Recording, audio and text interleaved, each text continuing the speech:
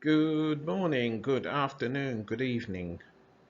Welcome to this OET medical presentation as part of the grammar course, the online grammar course. I've added this because the past perfect tense is one of those unusual tenses, but necessary tenses.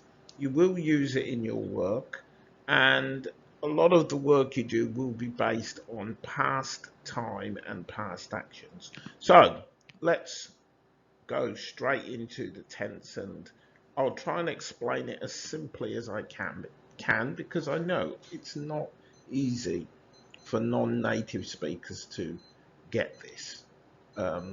So let's begin.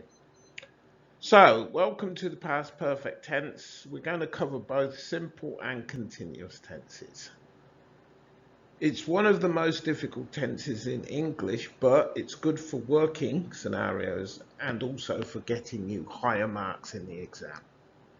So, here is a timeline. This is now. This will be when you're speaking or the time you're talking about. We will have an action before that action.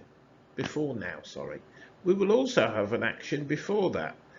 Past perfect must have two actions. We don't always use them when we're speaking, but they're part of the structure. So, this is the end of the first action. This must finish before the second action begins. The actions cannot be happening at the same time. Never. So one must start and finish, the second one must start and finish, and then they must both be finished before now. As I've indicated here, the future is not included in this tense, so there will be no will or any reference to the future. Okay, so looking at the same thing, we've got 3 points. First action, second action, and now. So first action in red, second action in blue, and now. Even though we're not going to use now, it's just as a reference. So here, we're just going to go straight into the sentences because you should have studied the structure before now during your studies. So, I had eaten my lunch, first action, before my friend arrived at my house. So, first action was me eating lunch. The second action was my friend arriving at my house. Both of those actions happened before now. So, for example, I could have eaten lunch at 1 o'clock. My friend arrived at my house at 1:30, and it's now 2 o'clock. Both actions must have finished. Must have finished. If they haven't, you're not using it correctly. So the first action happened, then the second action happened. Both actions must finish before now when I'm speaking. Usually this is when we're speaking. We can also reverse the structure. However, this does not change the order of the action. So going to the next slide. Example sentences. I had eaten lunch before my friend arrived at my house. My friend arrived at my house after I had eaten lunch. Yes, because the actions stay in the same form. My friend arrived after I had lunch, not before I had lunch. I had lunch before he arrived. He arrived after I had lunch. So these things you have to change when you reverse the sentence. So again, this is something you can practice. Reverse the sentences, use the correct words of order. We have to adjust the grammar with before or after to make the sentence still correct. Another example. The patient had already taken his medication when he complained of feeling nauseous. The patient complained of feeling nauseous after he had taken his medication. Now, in the second part, when we reverse it, we don't use already. The patient had already done this, that's fine. But when we use it in the second part as a reverse action, we don't say already. After he had already taken, no, we don't say that. I've made a note underneath just for you to look at after you've watched the video. So already in the first clause in this order, but not in the second. And also remember that the past perfect structure is 90% of the time accompanied with the past simple. He complained. My friend arrived. So think of it, past perfect, past simple.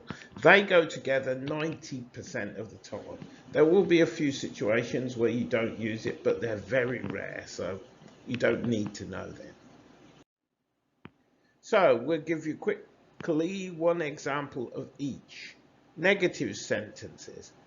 The patient hadn't shown any unusual signs or symptoms before he went into cardiac arrest. Past simple, he went. Negative, hadn't shown.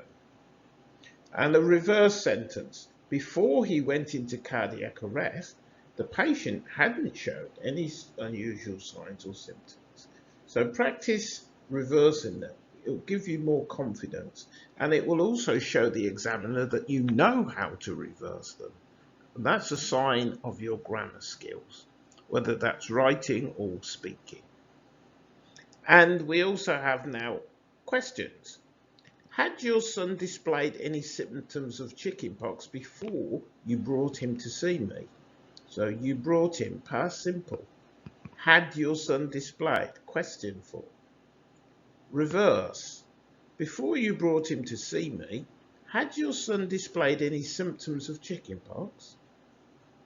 Again, practice these things. You won't need them in the exam very often, but I can guarantee that you will use them when you're working, or you should be using them in your working environment. As an English native myself, I know that this is very commonly used in conversation. And coming from a family of medical professionals, I know this. Okay, so that's the last slide. Ensure you practice the tense by writing sentences. The more you write, the more it will stay in your head. When you speak, yes, you remember things, but when you write things down, you remember them much more because you have to put the structure together. When you do it in your head, you do it more quickly, and you don't retain that information as well as if you write it. Another thing, don't attempt to use the tense if you're not sure how to use it.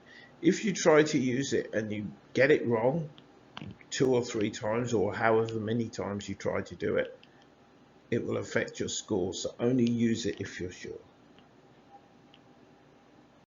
Okay, that's the end of this presentation. Practice all your skills, and in this in this course, do all the exercises after each section and go through the course once or twice before you take up, you begin to start the main OET 10 or 20 hour courses. Okay, that's it for now. Thank you and good luck on this course.